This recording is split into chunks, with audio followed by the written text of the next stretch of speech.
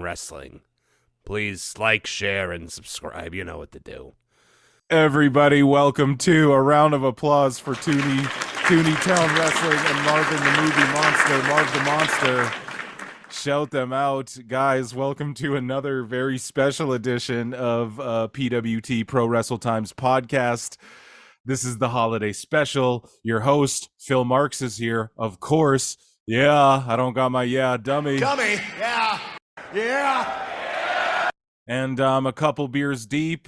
I've had a little smoke here and there, you know what I mean? And we got shit going on in the background because it's Christmas time, folks. So if whatever you hear, don't worry about it.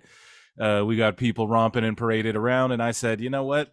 It's time to do a little Christmas special extravaganza holiday special for the good PWT listeners. Oh, yeah! So the goodest of the PWT listeners, no, you're all the best. The best way to support us, you hit that like, you hit that subscribe.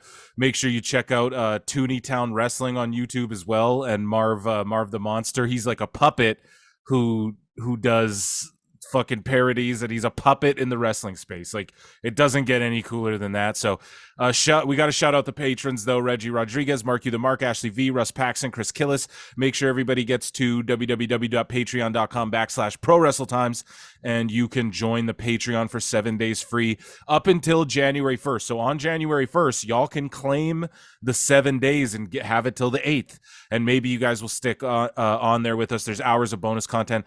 I haven't uploaded a lot to it recently because, it's the holidays, been busy. You guys know the fucking deal. But I wanted to bring you guys, we hit the 1250 mark. Yeah, we need to drop a fucking applause for you guys, an air horn for you motherfuckers, because we hit the 1250 subscriber mark, that is what I wanted to do for Christmas. We did it before Christmas, right? And then the one before that, I think, was Halloween, 1K. We hit it well before. So I don't know. I was saying hopefully we get 2K subscribers by April Fools. Now, a lot of you guys will probably scoff and be like, Phil, have higher expectations. Of course you'll fucking hit that. You'll blow that out of the water. That's the point, you guys. You set the bar low, you over exceed. That's the rule in life. Yeah. So yeah, and shout out Marv Monster again, dude.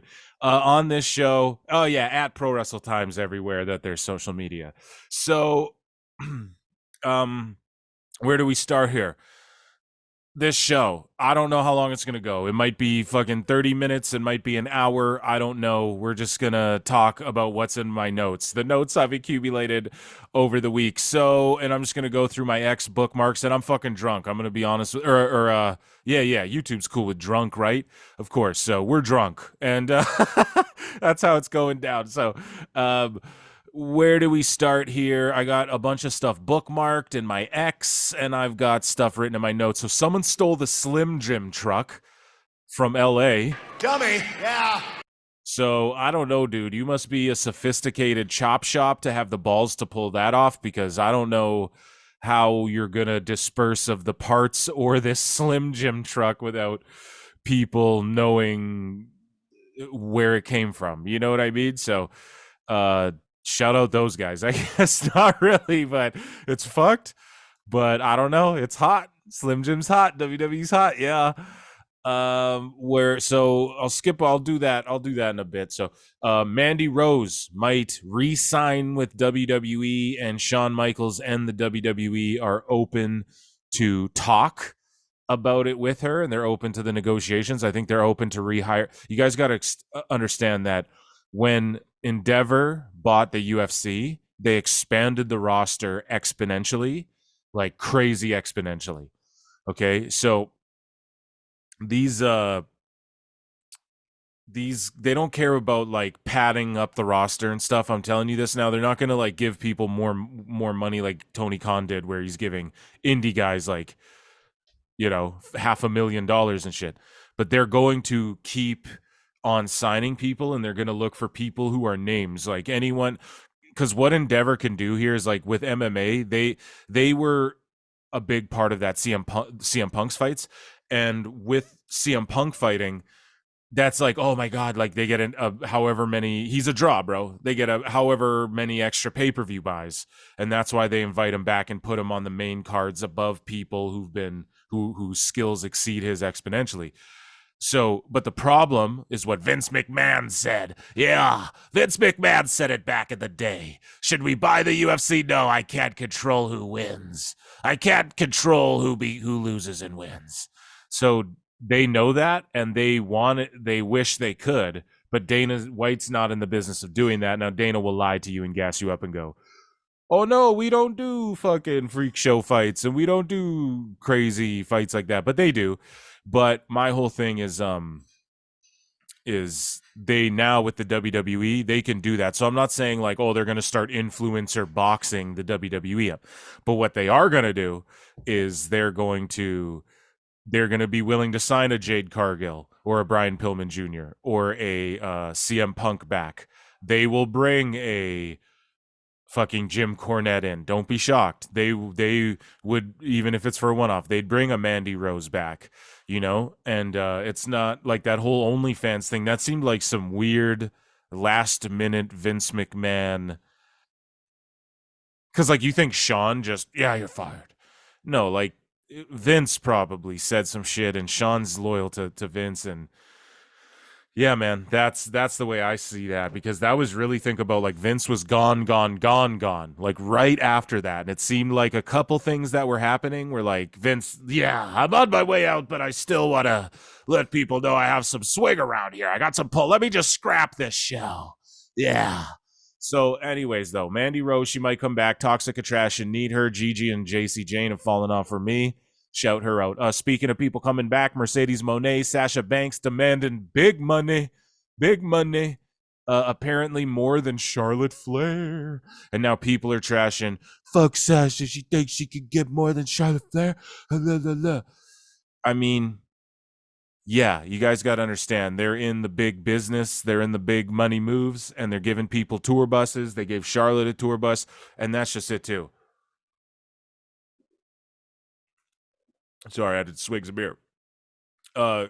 Maybe Sasha, maybe her negotiation is like for more money, but she doesn't get a bus or something, or doesn't demand first class or whatever, right? Because it's not old. Everybody still talks like it's the past, and then they're upset because it's not the future. Let me say it again. People always talk like it's the past, but they're upset when it's not the future. And especially in the fickle wrestling community, like, you got people who are like, no, Cody has to beat Roman, because if he doesn't, then it can't be Solo who beats him, because that would be you know, I had a teacher tell me one time, which is actually fitting for this episode. My grade 7 teacher, I would say, well, if this, and he'd say, if ifs and buts were candies and nuts, we'd all have a Merry Christmas. Yeah. So yeah, dude, there you go. He taught me a lesson there, and it's like, you can play what ifs all day, but we don't know until WWE. If Roman beats Cody, we don't know if it won't be better television. We don't know. And then we're all talking about the past, like, oh, the Attitude Era, and this is good, and remember ROH? Like, you know, even AEW does it. Oh, you know, remember this from fucking this obscure indie? Like, no, we don't, you know? Attitude Era, okay, there's kids who love wrestling who they grew up loving it because of 2013 and the, you know, the time like 2011 when people were like falling off, you know? But anyways, yeah, they'll bring back Mercedes Moné, and they'll give her a deal. This isn't old WWE, and I don't think people want to go to AEW right now. Why would you want to go there? Let's be honest. And then TNA, I would say go there, because I see them making big moves this next, like, and especially if they just keep booking solid TV. So it's Christmas time, you know, there's family around, and people, I got all wrestling on, and everybody's going, I hate to even do this, because it seems people just go, you're making this up, but no, like, we all love WWE. Who doesn't love WWE? If you're a wrestling fan, I don't like WWE. You're lying. You are lying, period. Oh, I liked it back in the day. Oh, I mean, like, well, no, this one guy's good. No, you like it. Stop lying. So I have AEW on, WWE, Impact. I put OVW on. I put everything on. And these motherfuckers love WWE and love Impact. And that's all I'm going to say about that. And that's without me, like, I just sit there, pop, and I just watch for reactions, and I just explain things when questions are asked. AEW, people are asking too many questions. So I'm gonna say, anyways, AJ Francis, speaking of talent, going around and hopping around. AJ Francis, aka Top Dollar, is not only going back to GCW but re-debuted in GCW after all this time. People give Top Dollar shit, man. I will not do it. I don't. I felt like he was over in WWE. He was over with me. Like, maybe not over. Yeah, let me retract that. He wasn't over, but that group was over, you know? Like any group that's over, there's always room to add or remove or swap out one person or two as time goes on, as we've seen with the Judgment Day, with the Nation of Domination, with the X, right? With the NWO. You're able to play with it a bit.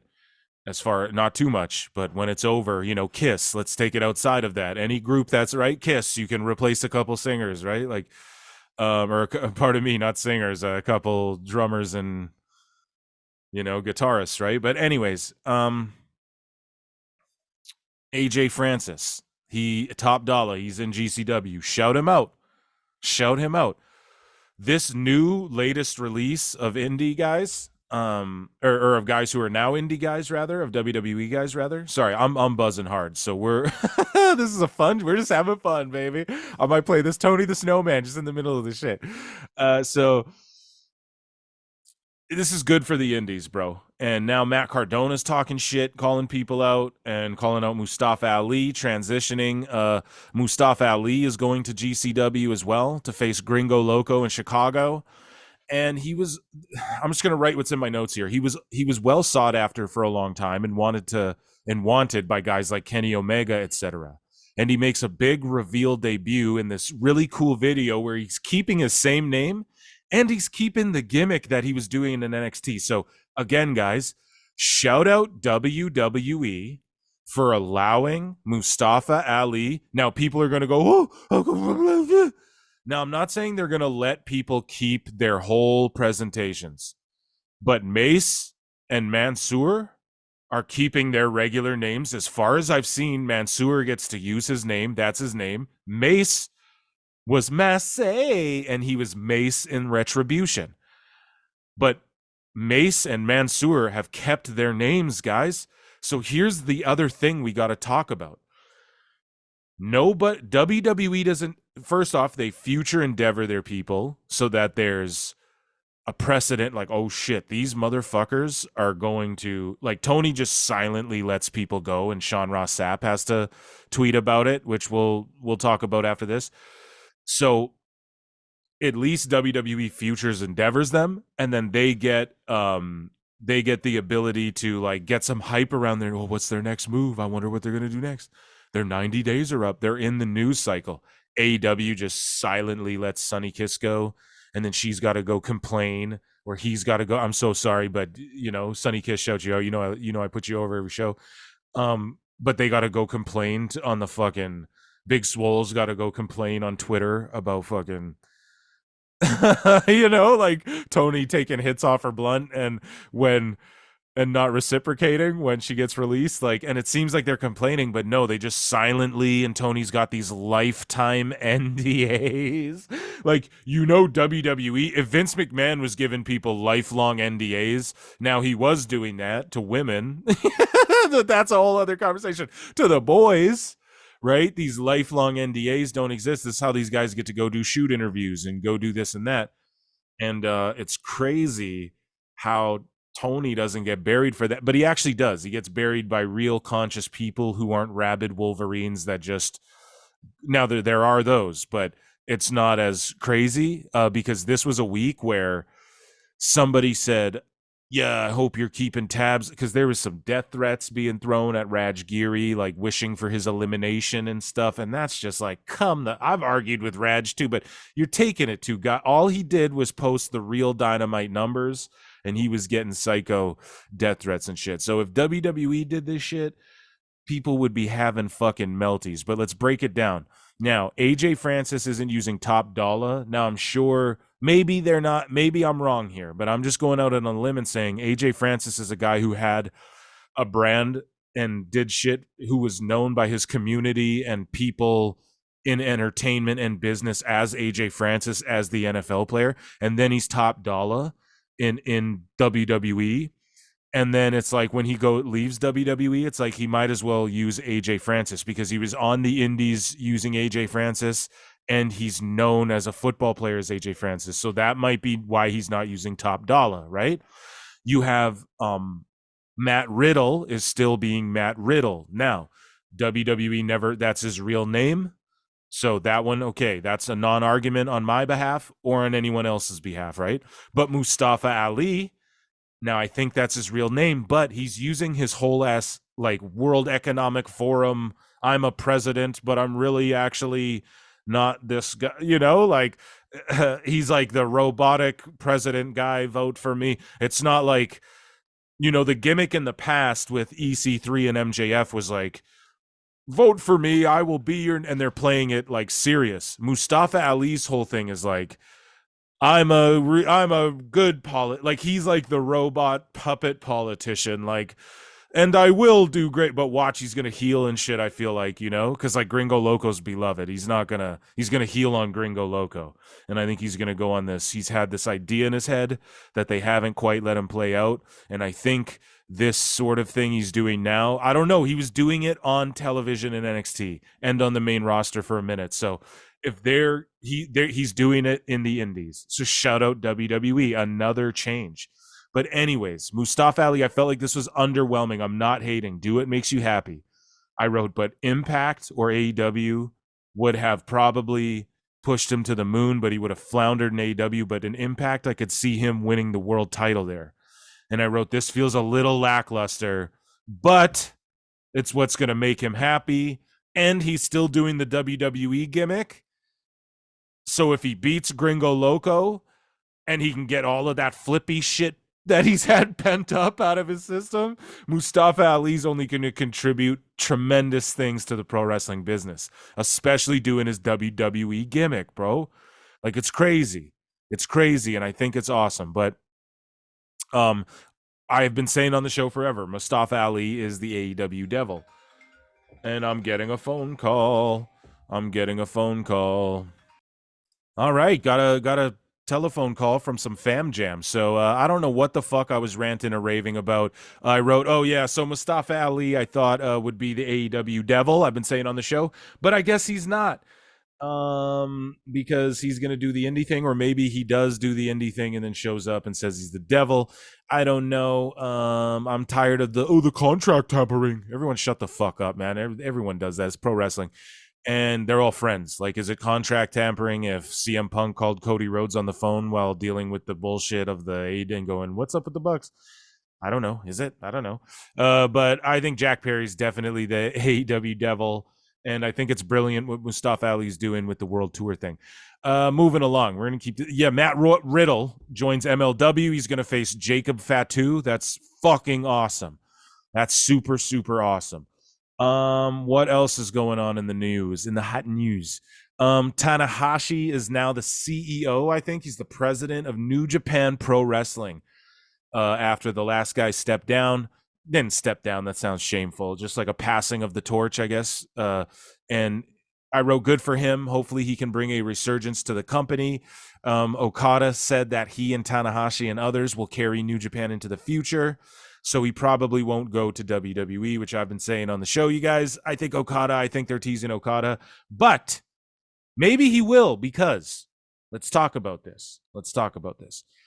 WWE has somebody from NXT and NXT talent going to All Japan Pro Wrestling to battle I can't. Everyone's marking out about it. The real, All Japan Pro Wrestling. I don't keep up on. I got to be fully honest. So they're battling for something epic though, and WWE are doing more crossovers with Japan. We saw Great Muta wrestle Shinsuke Nakamura. We saw Great Muta get inducted into the WWE Hall of Fame. We know that Regal and Triple H, and Regal's working. He's about his. We'll talk about him in a second, but.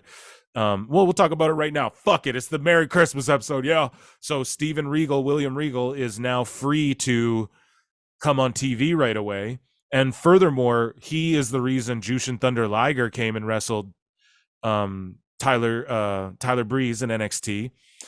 And we saw Carl Anderson drop the open weight title to, I believe, who was it? Tama Tonga, I want to say, in New Japan. So, and also we know that Nick Khan was willing to allow Daniel Bryan, to wrestle in New Japan and do New Japan tours, provided he re-signed with WWE instead of AEW. Now, with Vince out of the picture, I think this is WWE going, hey, and like, here's the thing. These people aren't tweeting about fucking All Japan every day, and then they're offended now, these fucking bloody marks.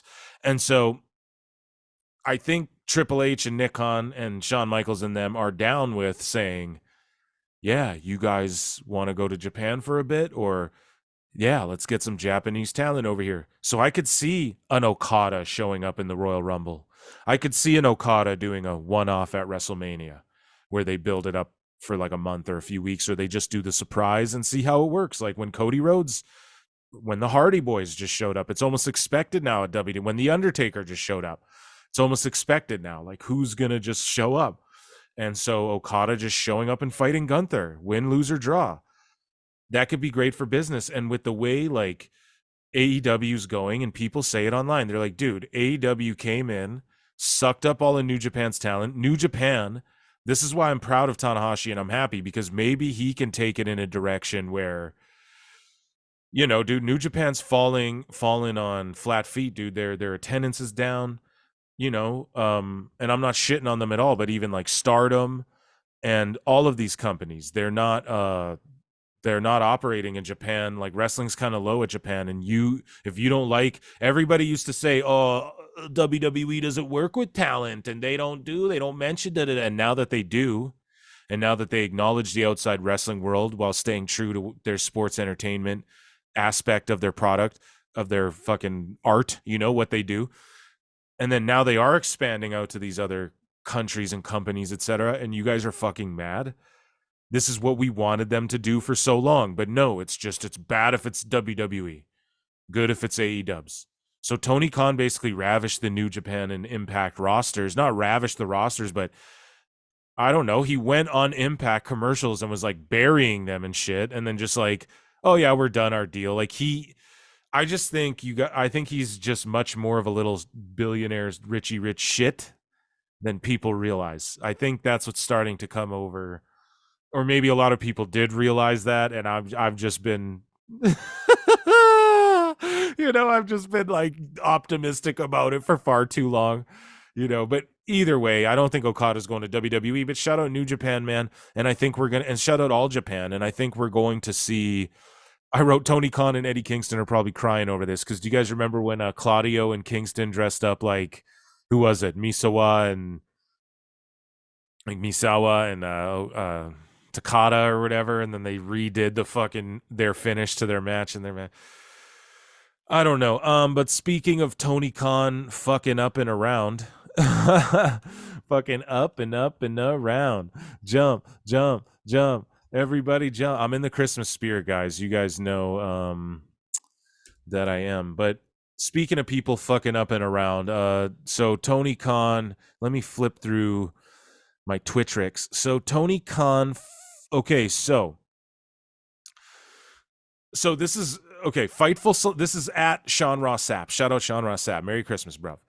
It's all love, bro. Fightful Select has learned that word within the industry is that AEW Vice President of Live Events and Touring, Raphael Morphy, is set to finish up with the company. And it's so cringe how it's like, oh, they finish up with the company and they finish up and they're wrapping up their time. It's never like, no, they fired them. If it's WWE, they're like, they fucking fired them. But you know, when it's them, it's they're just finishing up their time, you know? And then like I don't know, but I bet you Wrestle Talk don't got videos going,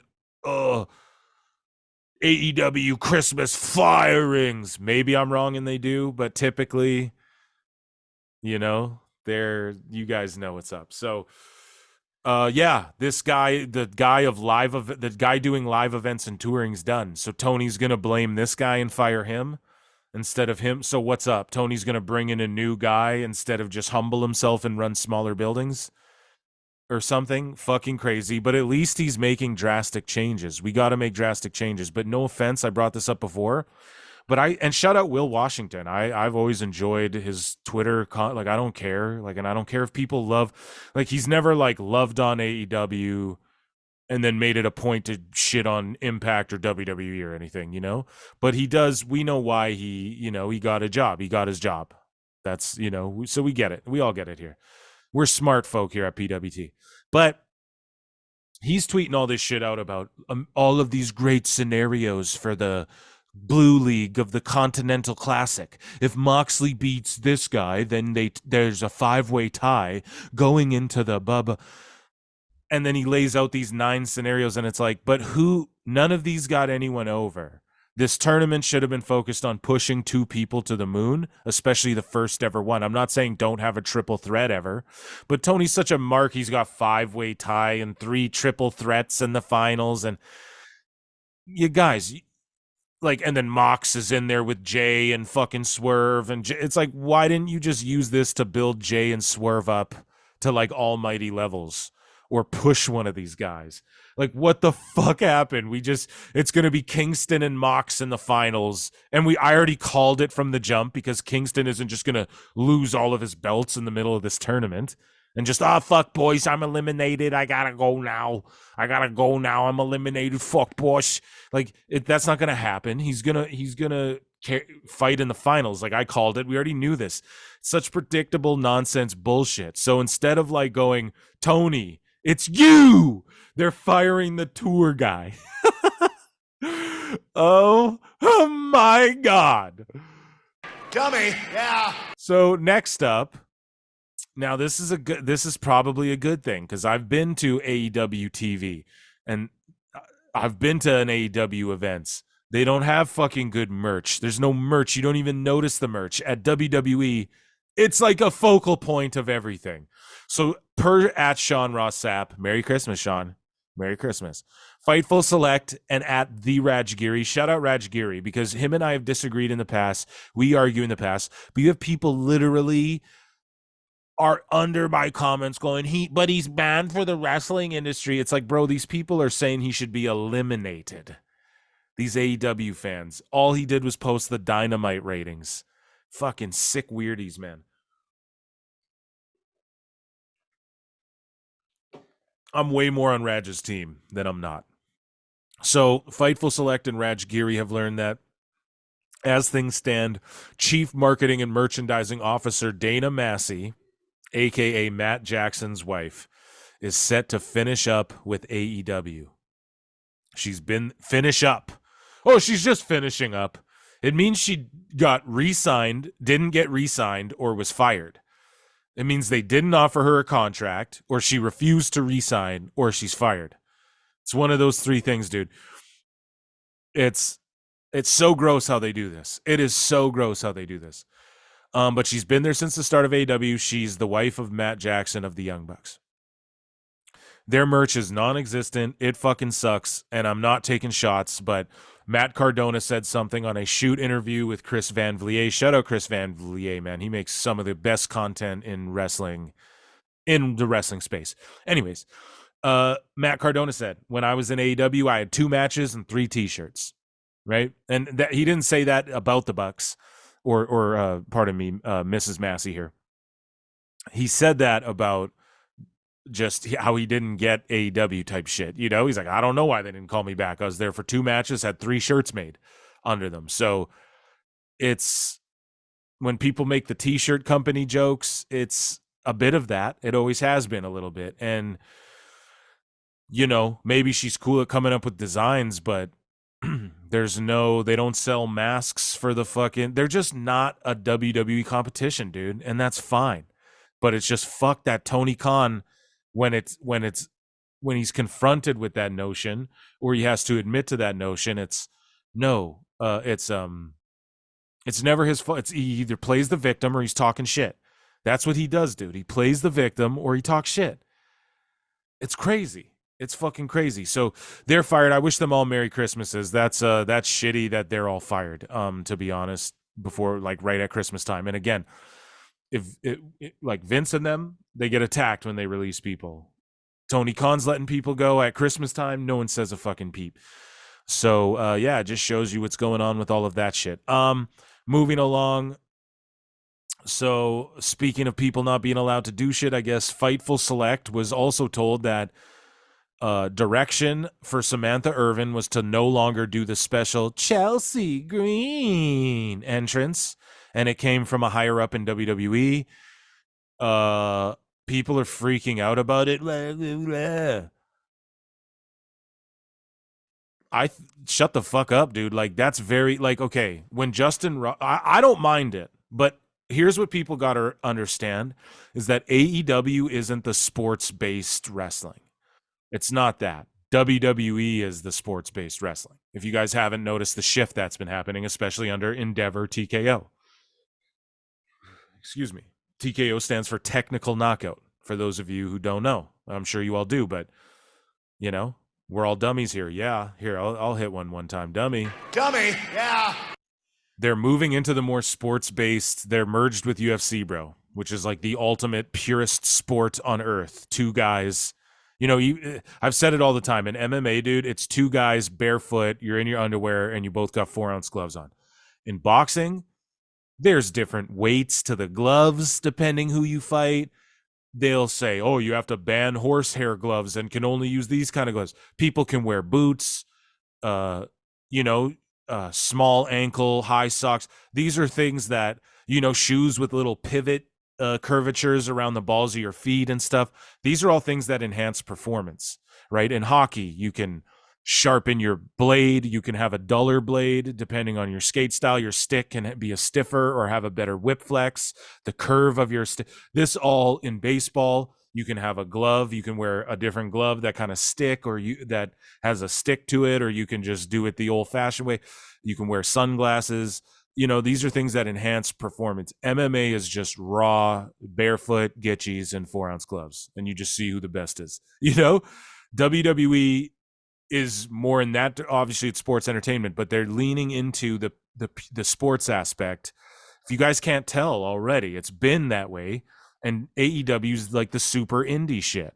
It's the hokey, immature shit that people would say WWE's doing hokey, immature shit, but it was storyline wise. Now they fixed that issue, right? It was very much that way as far DX and the Spirit Squad. When we're looking they're on, it was very until kind of CM Punk and the Wyatt family and the Shield. They kind of loosened that stuff up, right?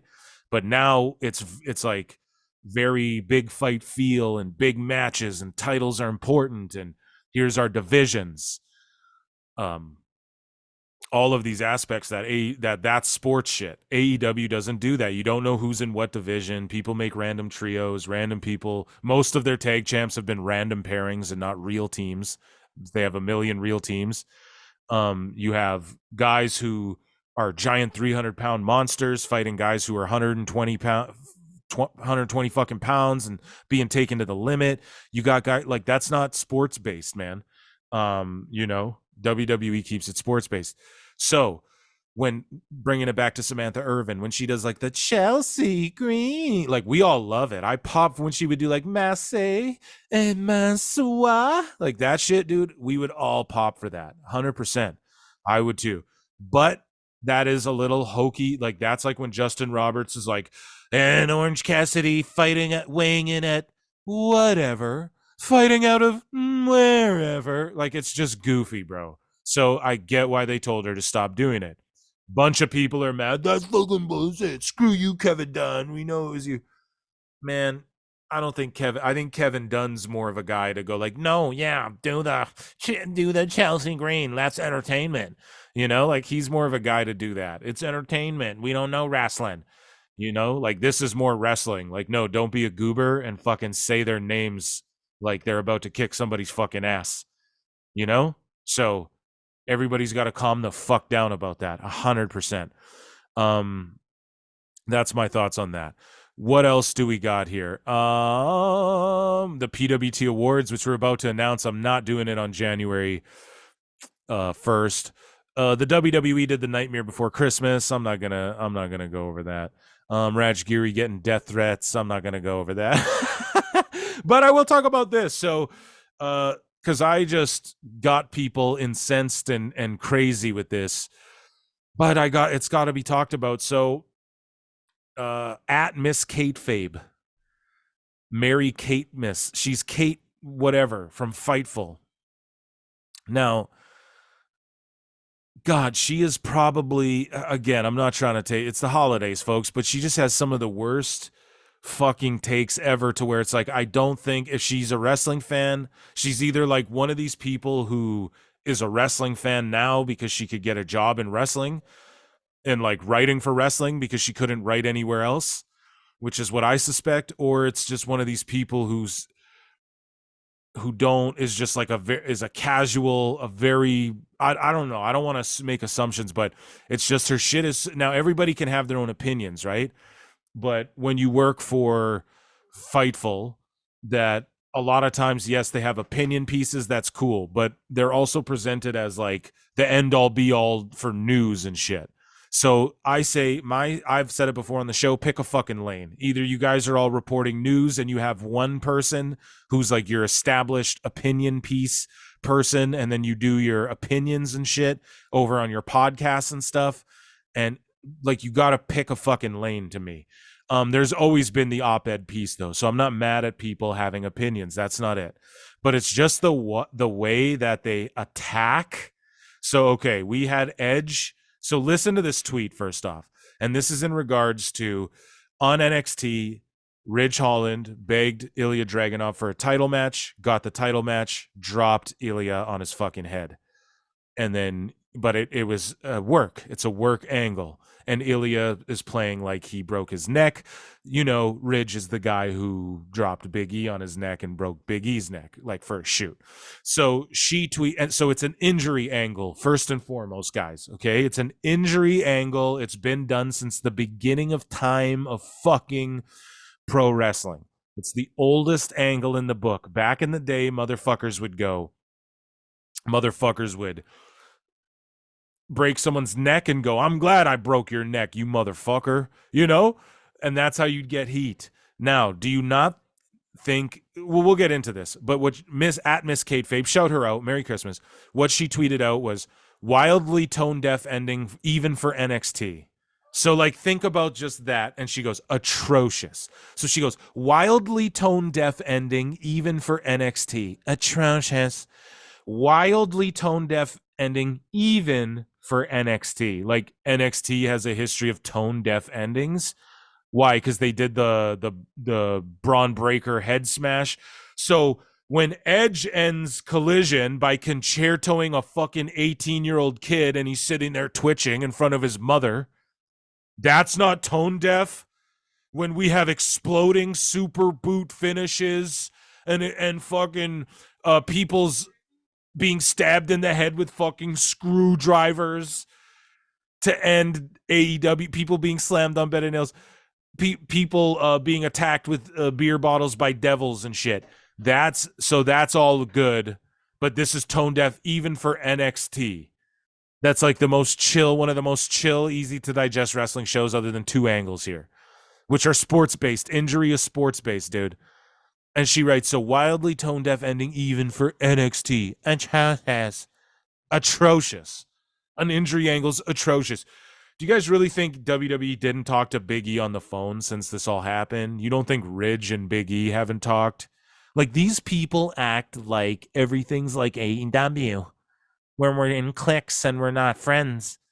or we are friends, but we're in cliques. Bro, so I quote tweeted this and I got people insane. Nearly 20K views, hundreds of fucking likes and comments of people going out to block people. There's people going crazy over this. I tweeted out, the people who work for Fightful are all largely not even wrestling fans. They're activists posing as wrestling fans because they can't make it in real journalism and don't understand a simple thing like an injury angle done in pro wrestling. Wrestling is quote unquote atrocious to them. And that's what the fuck it is. And I'm going to drop myself one of these. And I'm sorry. I'm sorry I got to go so hard in the paint on Miss Kate. But it's just the goddamn truth. And I just wrote, somebody wrote, and for most of them, so this is shout out movie Marvin the Monster. He's we listened to his song at the top of the show. I'll play it again in a bit. So he wrote, and for most of them, it's only atrocious when WWE does it. And I wrote, dude gets hung with a chain after having a brick smashed over his head in AEW, which I thought was dope, and they applaud it. WWE works an injury angle, the oldest angle possibly ever in pro wrestling, and it's, quote, atrocious. They're more Muppetier than even you, movie Marvin.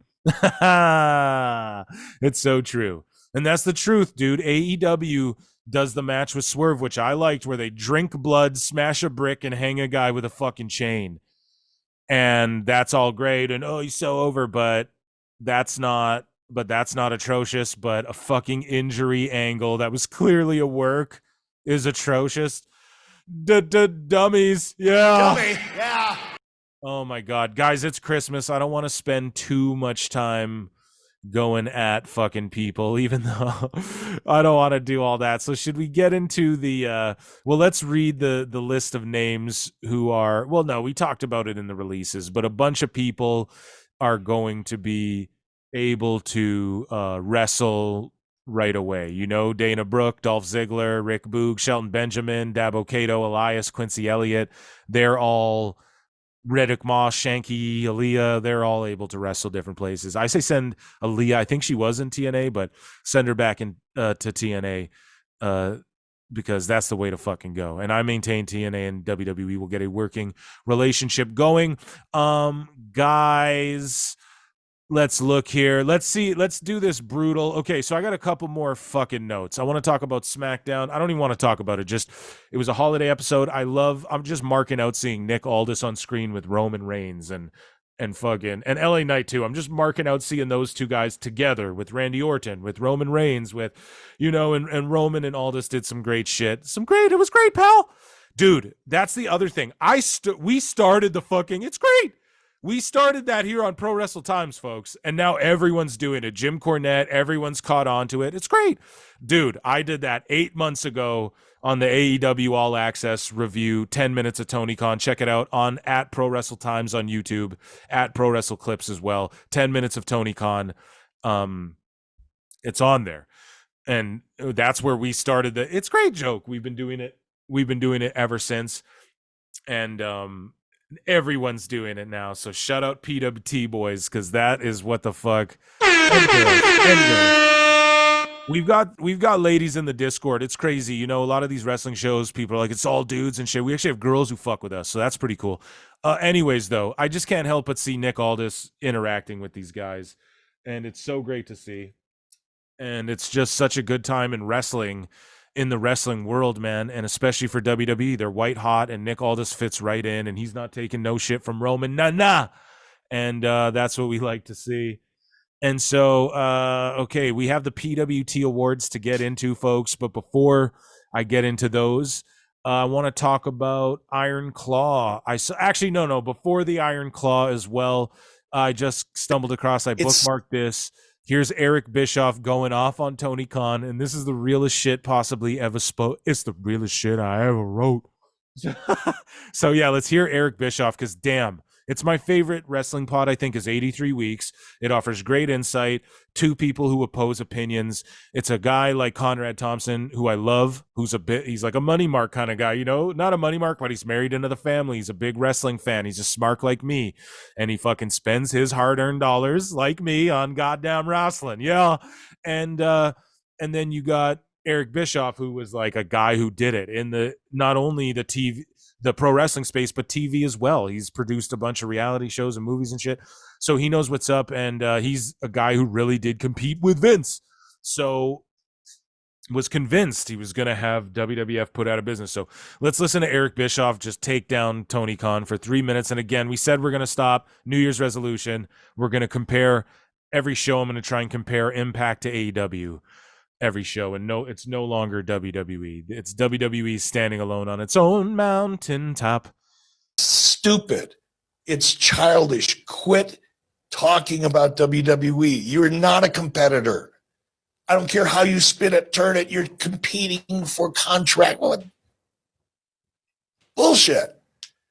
You're just in the same business. But because Tony's been so focused on satisfying the internet wrestling community and winning the Dave Meltzer Booker of the Year award 2 years in a row and catering to the smallest portion of what has become a very broad audience for professional wrestling, he's made himself unattractive, in my opinion, or less attractive at least, to potential television buyers, including his current television partner.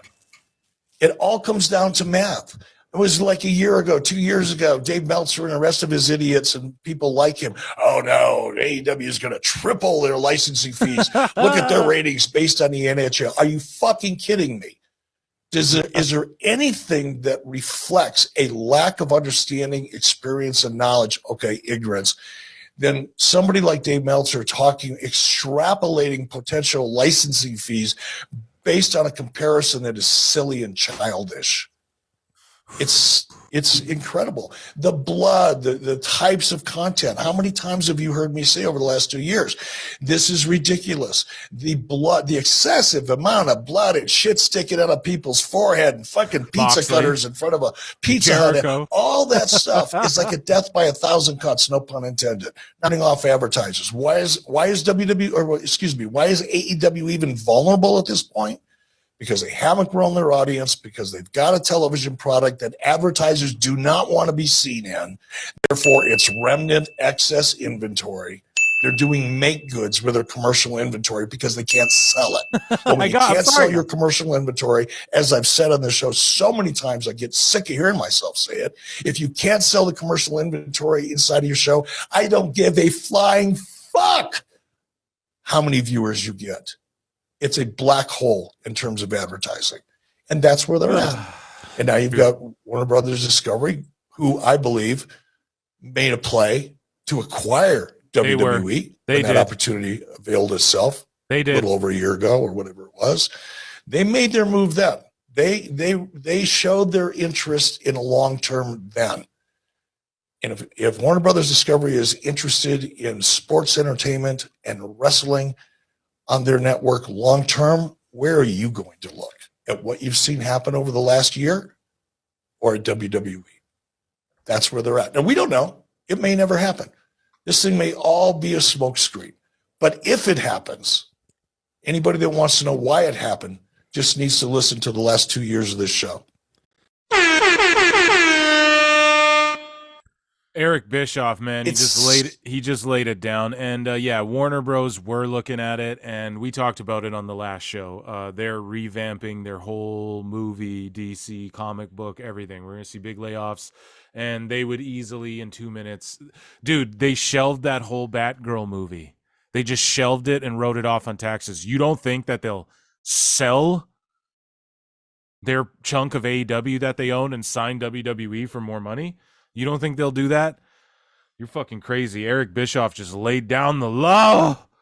That was awesome. And yeah, the other thing too, when Tony Khan goes, we're number one on cable. You can be number one on cable and no one will say you're not number one on cable. You're number one on cable for that time that you're on cable. Now, again, that's not diminishing that, but it's not like he's number one on Wednesday nights. No, motherfucker. You're number one on Wednesday nights as far as your time slot, you know?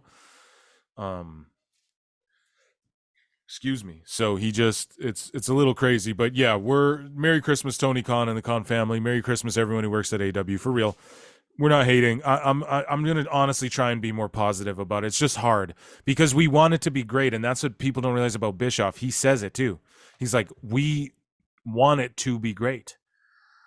Like, that's why it's so upsetting, because I competed and I failed, and that's why you should listen to Bischoff, because he tried and he failed at doing what Tony Khan's trying to do.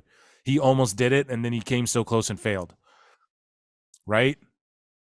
So like, why wouldn't he know from hindsight and mistakes? You know what I'm saying? It's like, Jesus Christ, drives me nuts. So, guys, let's get into the, I swear I got some sort of, the PWT Awards 2023.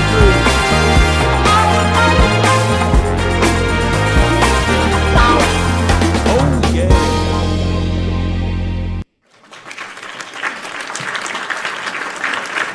PWT Awards 2023, folks. Pro Wrestle Times Awards 2023. It's our first year active, but I just figured, fuck it, man. I want to do some awards. So I set up this whole thing here. We got it going. I guess we got votes through Patreon. We got votes through Twitter, through YouTube, and this was a clusterfuck. I'm not even gonna lie. This shit was, I don't know. I'm gonna figure out how to do this better next year. Maybe I will even get some physical awards that I will DM these wrestlers or try and mail them out, or, you know, figure out how to get them to them or keep them and have them there for them to claim or whatever. But these are the PWT Awards, and of course the PWT Awards are based on, you guys know what I feel is good wrestling, and what I feel it's about a combination of things: the selling, the work, the business, the kayfabe. A lot of these things factor in, and we're just gonna waste no time, and we're going to talk about the PWT Awards. And then I'll talk about the Iron Claw movie. I was supposed to do that, but I forgot, but it's all good. So, let me look here. Where are we going to start? I don't even know where to start, guys. We will start at, I guess, the top of the list. We will do our WWE Wrestler Men of the Year, the WWE Wrestler of the Year as voted by you guys, as nominated by moi. Where are we? I'm trying to pull up the Twitter one. So with 75% of the votes on Twitter, X, and with an astounding 49% of the votes on YouTube. Drum roll, please, ladies and gentlemen. The WWE Male Wrestler of the Year is Gunther.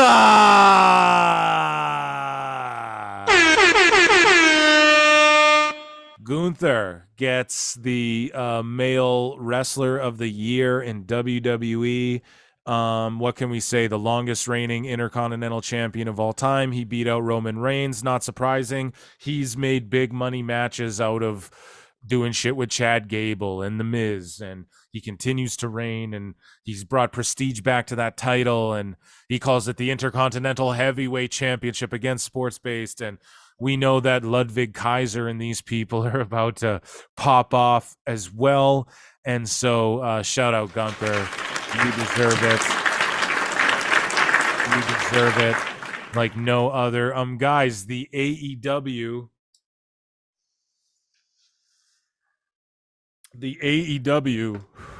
Male Wrestler of the Year, which is fucking hilarious, guys. We will give a drum roll. The AEW Male Wrestler of the Year is, with 42.9% of the votes on X, was Samoa Joe. However, not as many votes were cast. On YouTube, 175 votes were cast, where Samoa Joe only got 5%, and CM Punk got 51% of the votes. So, ladies and gentlemen, CM Punk, who is not even in fucking AEW, gets AEW Wrestler of the Year award. CM Punk, and he is the Wrestler of the Year 2023 for AEW. He had the best year of any wrestler there, the most compelling shit. He worked with Joe, he did Wembley, he knocked out the Bosses, knocked out Jack Perry. What else can you fucking say? Then he showed up in WWE. He was the top merch seller of both companies at the same time. Who can ever say that they've done that? Rick Rude may have showed up on both shows on the same night, folks, but CM Punk sold the most shirts on the same goddamn night. So CM Punk, man, he deserves it. He deserved to win one of these awards. So he's the AEW Male Wrestler of the Year. And shout out Joe. He just didn't get on X. It was like nobody voted. On YouTube, it was like we had like almost 200 votes rang in, plus our patrons. Shout out the patrons. You already know who you are. Okay, so moving along, the other, so independent all around the world, the other Wrestler of the Year in the male category, our blue league. Just kidding. So on X with 75% of the votes, and on YouTube with 41% of the votes, and Will Ospreay was at 46% of the votes, but Matt Cardona edged him out because of the X votes, because Ospreay got no votes on X. Cardona got 75% of them. Ospreay got 46% of the votes, but Cardona got 41% of the votes. It's Matt Cardona, ladies and gentlemen, the Wrestler of the Year. Matt Cardona, the indie god, the deathmatch god. He's looking like fucking Ultimo Dragon in his pictures, holding 15 fucking title belts. Matt Cardona's the man. What he's done with Steph DeLander all over the world, making a name, blowing up the indies. Indie promoters ain't got no fucking water for their talent. Dummies, yeah. Dummy, yeah. And he's blowing it up, man. He's the best self-promoter. He's got the best merch, all of that stuff. I highly encourage everyone to go check out his interview on Chris Van Vlie's channel. We're going to move along. We're going to keep it rolling. What order do we do? We'll do the ladies next. So, the Pro Wrestle Times 2023 Women's WWE Wrestler of the Year. This was a fucking blowout by every stretch of the word. Of the terminology, with 71% of the votes on X and with 85% of the votes on YouTube, guys. It's the one, the only. We'll get I don't know if we drum roll Punk, but Rhea Ripley, ladies and gentlemen. The best women's wrestler all around on planet Earth, bar none, at this current period of time, possibly ever, as far as look, it factor, selling, knowing when not to sell certain shit, big body moves, beat dudes, the first ever women's world champion, that new title, like you could argue not even in her prime yet. I think she's like 27 or 28. So when she's like 30, she's going to be like her psychology. Think about that. That's what's crazy about some of these people. You know, like think about what she's going to do in 10 years or 20 years when she's agenting people back, training NXT come-ups and stuff, you know? Unbelievable. Rhea Ripley, nobody deserves that title. For, in all honesty, like if it was just a blanket woman wrestler of the year, it would be Rhea Ripley. It's unquestionable. So shout out Rhea Ripley for winning our award that is non-existent, I guess. One day I'll make little things out of macaroni noodles, little necklaces, and we'll ship them out. So moving along, the AEW Women's Wrestler of the Year, ladies and gentlemen. Again, I felt like this one was a shoo-in. So with 57% of the votes on X And with 70% of the votes on YouTube, ladies and gentlemen, Timeless Toni Storm. She wins. Timeless Toni Storm. We're talking former WWE Women's World Champion. We're talking multiple time, or was she a WWE champ? She was an NXT champ, whatever. Multiple time AEW Women's Champion. Timeless Toni Storm. Her whole Marilyn Monroe, Audrey Hepburn combination, damsel in distress, tits up, chin out, and watch out for the shoe. Like that whole this whole black and white. Here's the script and all that Luther, the butler, and oh, we were up all night, like fucking, like basically saying we're doing drugs and drinking, and it's the fifth, the Judy Garland's fucking expose lifestyle on how shit was in Hollywood back then.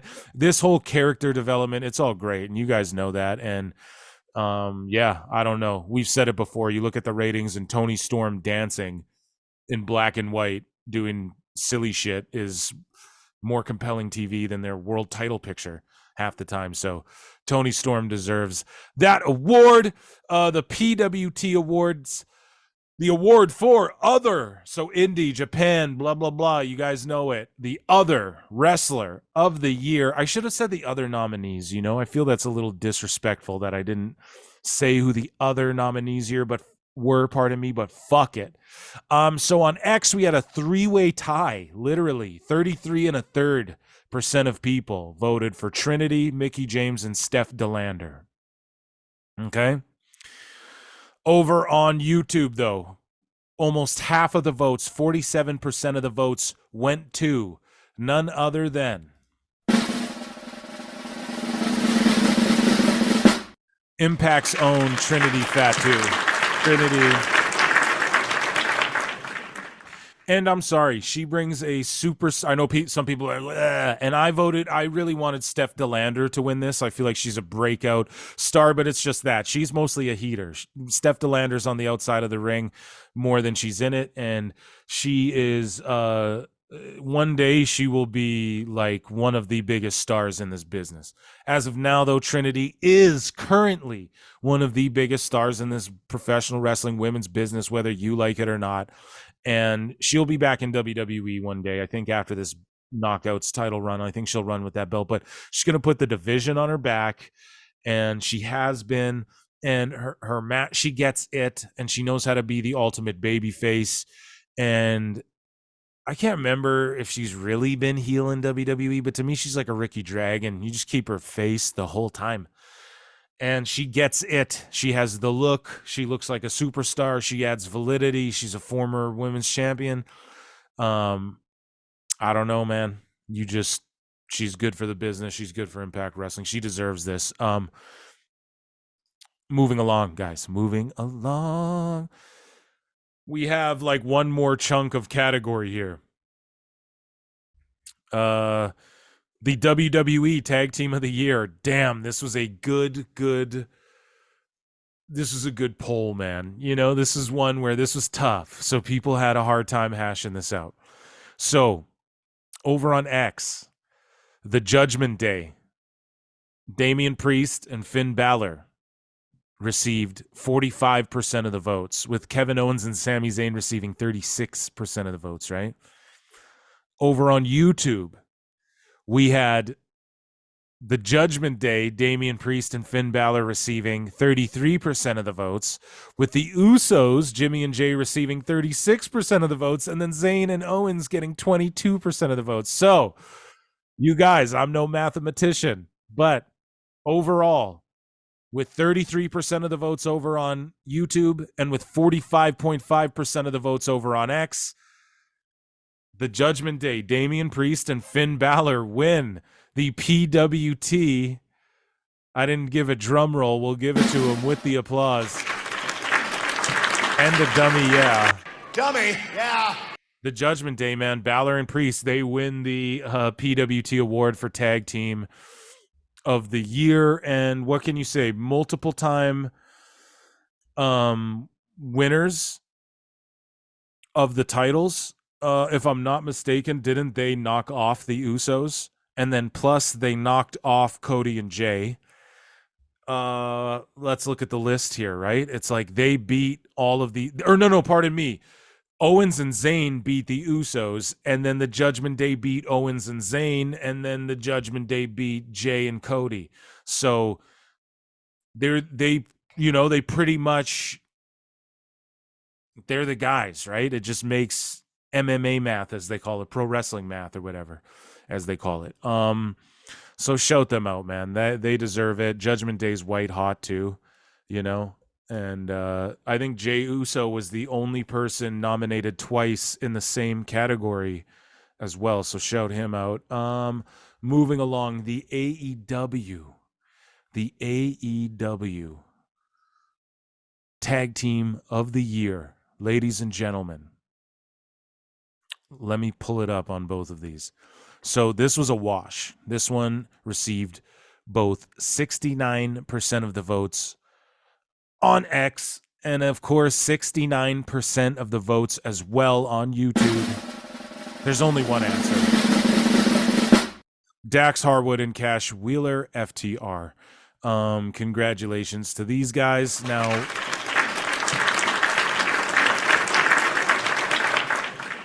what can you really say about them? They are probably the best tag team on planet Earth. And they had that crazy run last year with the Briscoes, and then they kicked off this year with a crazy run of matches.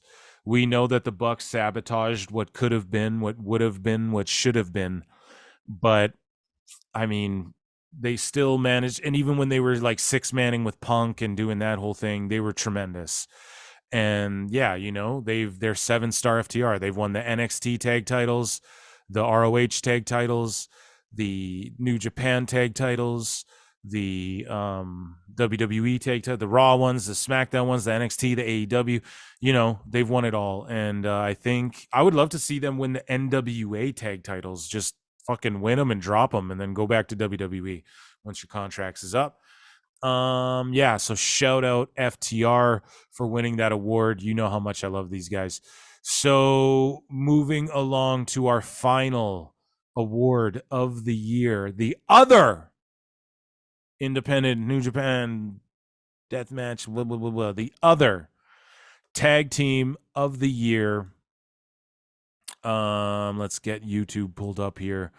With 66% of the votes on YouTube and with 57% of the votes on X. This was a fucking wash. The Motor City Machine Guns, Alex Shelley and Chris Sabin completely washed everyone. What can we say about them? I mean, not only did they hold the tag team titles at the start of the year and have great, compelling tag team matches with folk, and they continue to have great tag team matches with the roster there. And they're doing Josh Alexander and fucking Zack Sabre Jr. and shit, right? So they're doing all kinds of stuff. But Alex Shelley is also the world champion, the Impact world champion, and Sabin is the X Division champion, and they're also doing shit in the tag team division. So they love gold, and they get more gold by earning themselves the Pro Wrestle Times 2023 other tag team of the year, man. So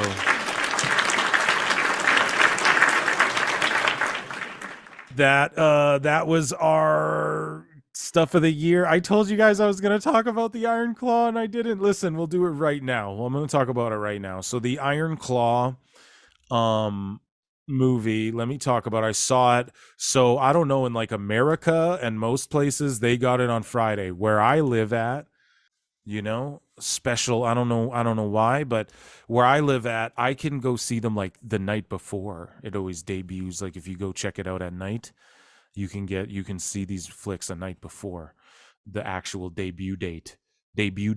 I don't know, whatever you call it. But so I saw it the night before, everyone else did, was tweeting about it, as far as most of the people, even in the business that I see. So Yeah, I got to see it the night before, and it was a pretty goddamn good movie. It was pretty emotional, not as emotional as I thought. Like it's A24 Pictures, so they don't their budget was like 15 million, and you got to think most of that was just salary. Most of that was just paying Efron and that guy. I forget his name, but he's in The Bear. He's a tremendous actor. I think he might have been in that Shameless show as well. Maybe I'm wrong, but he's tremendous. And you got to think like most of that was probably, they probably had to pay WWE a little bit for some of that footage, and who knows, right? Like I'm sure most of that just went to like salary for fucking actors and stuff. So, but I don't know. The movie didn't. Now it drew like 2 million the opening weekend. I think 2.4 something, which is like this company. Did I call it A20? I think it's A20. I can't remember. A26, A24, whatever. But they are promoted. Sorry guys, buzzing as fuck. They are devoted to doing these wrestling pictures. They've already optioned some other stuff, and they're really all about like getting wrestling movies made and shit. Good. We need more of it. And so I'll just break down this movie a bit. What I liked about it was everybody just looked like the people in real life. Like it was fucking crazy, especially like David Von Erich and shit. MJF appeared in it for 2 seconds as Lance Von Erich. I thought that would be like more of a plot point to it all. Like, oh, we bring in the other brother to make, Fritz look more like an asshole than he already came across. Maybe that's why they pulled it out, because they were like, it'll make him look too much like an asshole. But they just kind of show Zac Efron tagging with a bunch of people are like, oh, it got cut out. But like, you're obviously not very aware, because it was clearly in that scene where that guy with the grotesquely ugly blonde wig was doing the drop kick and flexing. That was MJF. And it's doing a slow motion, but he's kind of out of frame, unfocused. And then they kind of do like a slowly zoom into Zac Efron where he's like reaching his hand, tag me. And then MJF doesn't tag him and just goes for the pin. And so he's like, yeah, haha. And they didn't really dive too much into that, unfortunately. But either way, the movie was great though. It was good for if you don't know who the fuck. My girl loved it. If you don't know who the fuck they are, you can understand it and digest it. For a real Mark Smark like me, it felt a lot like the Tupac movie where they were just like, this happened, then this happened, then this happened, then this happened. You don't really see what happened or understand the nuances behind some of the things too much. But this movie, The Iron Claw, it wasn't like the greatest movie ever made, but it was it's a movie that's needed. And it's needed as far as, I don't know. Let's keep making stuff about wrestling, man. It's some of the greatest stories ever told take place in pro wrestling, and that's across any fucking universe, any galaxy, any Milky Way, any star, any rock that they call Earth, any fucking television show, movie, or podcast. And speaking of podcasts, folks, this has been the holiday special of PWT Podcast. I want to go party with my family and shit and relax. So, yeah, this is a good, go check us out at Pro Wrestle Times everywhere. I'll shout out the patrons one last time because I love you motherfuckers. Reggie Rodriguez, Mark Hugh, the Mark, Ashley V, Russ Paxton, and Chris Killis. You guys get a special little motherfucking DJ because I love you so much. I hope you all have a Merry Christmas. I hope you all have a happy New Year. Just, yeah, do the Chris Van Vliet thing, man. Wake up. You say think about it. Even if you don't say it out loud, you think about the 3 things you're most grateful for. We got to start doing that in the new year. I don't know, man. Tony Khan's going through it. Let's give him a break. Start comparing him to Impact, and then we can, I think, get the IWC back under control. In the new year, we'll be back throwing darts and owning marks. I think I said that one time, and everyone popped for it. So thank you all so much. At Pro Wrestle Times everywhere on social media. Patreon.com/Pro Wrestle Times if you want to support the channel. You can become a member on YouTube. The free ways, you just hit that like, hit that subscribe, hit that star, whatever. Give us 5 stars, whatever the fuck you do. And I love you all so much. I'm Phil Marks. You guys have been the best, and have a Merry Christmas, and I will leave you with Marvin the Monster and TOONEY Town Wrestling. Yeah, peace out, guys. Love you so much. Christmas, guys. Thank you.